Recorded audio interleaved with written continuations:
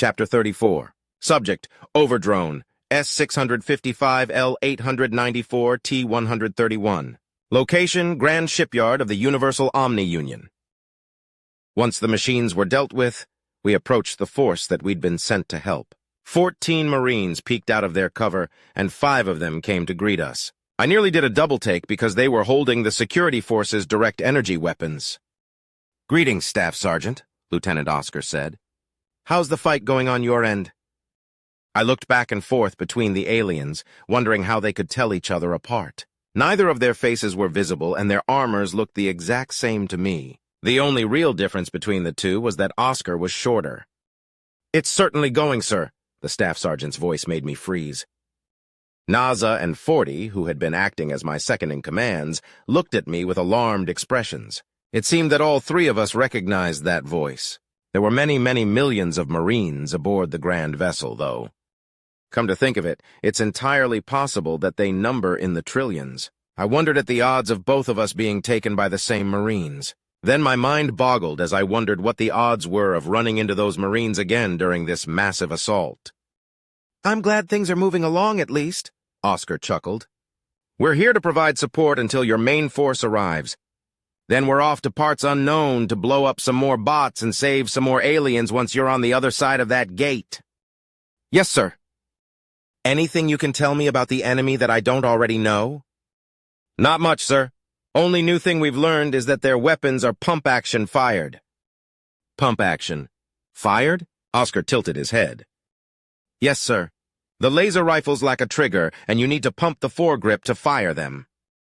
"Pump the foregrip? The same way you'd cycle a shotgun?" Oscar asked, to which the Staff Sergeant nodded. "How novel. Well, that's certainly information that might become useful if we run out of ammunition. Were you aware of this, Overdrone?" "No," I stammered, not expecting to be included in the conversation. Interacting with weaponry without being specifically assigned to do so is, or was, considered a crime punishable by life imprisonment or death. Usually death. "Wait a minute.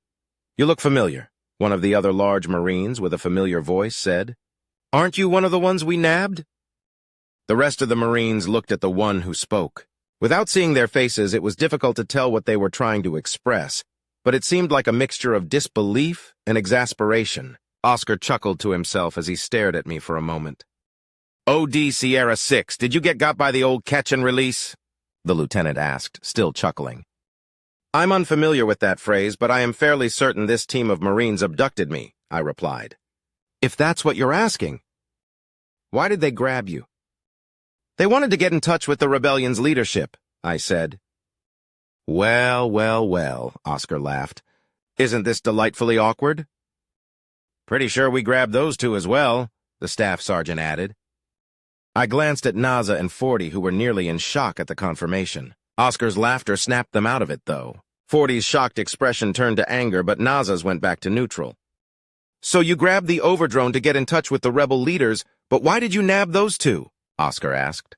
"They seemed to be friends of Sierra 6, but other than that—" "They weren't our intended target," the Staff Sergeant explained.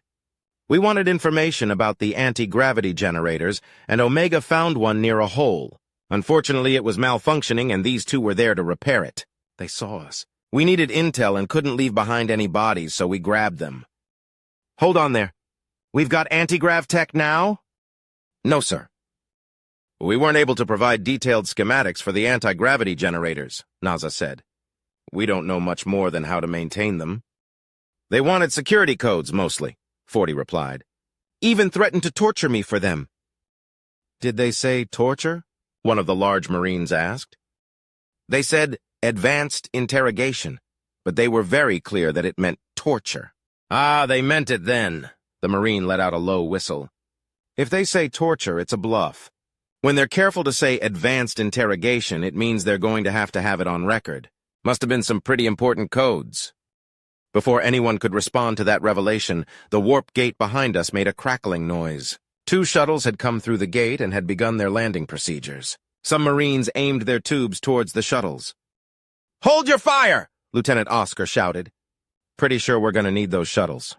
Get into cover and hold fire until you have a clear shot at whatever comes out. If it's robots, fire at will. Otherwise, wait for a determination."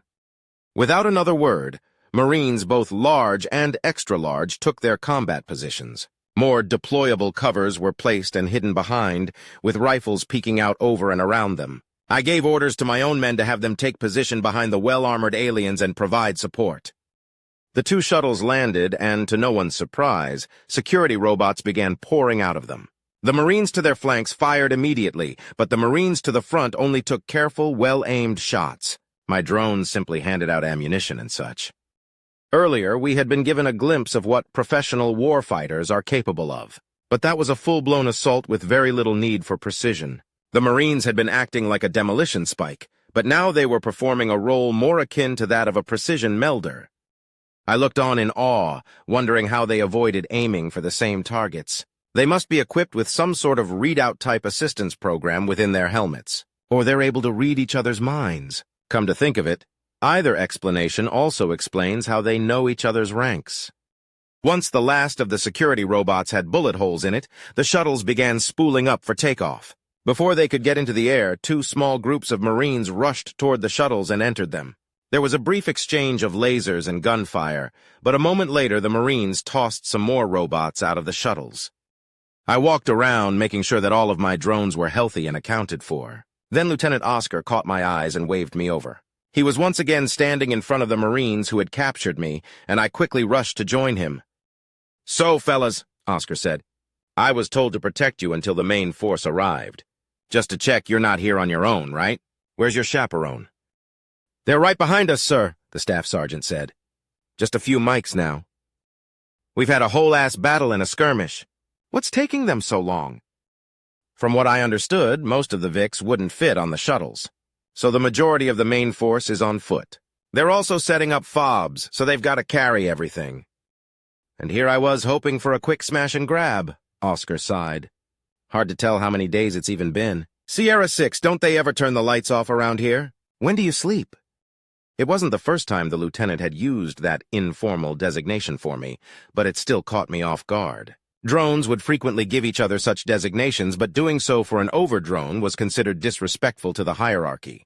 On the other hand, rebellion is too. "We sleep when we recharge," I replied. The light levels in charging bays are lower than the main corridors, but the lights are never completely off. Why would they be?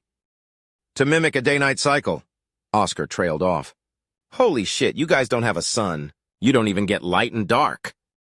"Of course we get light and dark." "That's not what I said, Sierra 6. I said, wait, you don't even have words for dark and light?"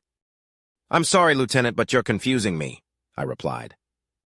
"The translator is auto-filling the word I'm saying for one that you have that's a pretty close approximation. I am using a word that describes the period of time in which a sun shines upon a planet's surface, as well as a word that describes the opposite."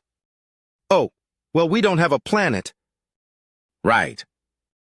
"How do you tell time?" one of the large Marines asked. "We have periods of rest and periods of work. We cycle between these two periods, so we the period of time including one of each a cycle," I explained. "The mines have a system of measuring time, and they schedule everything for us.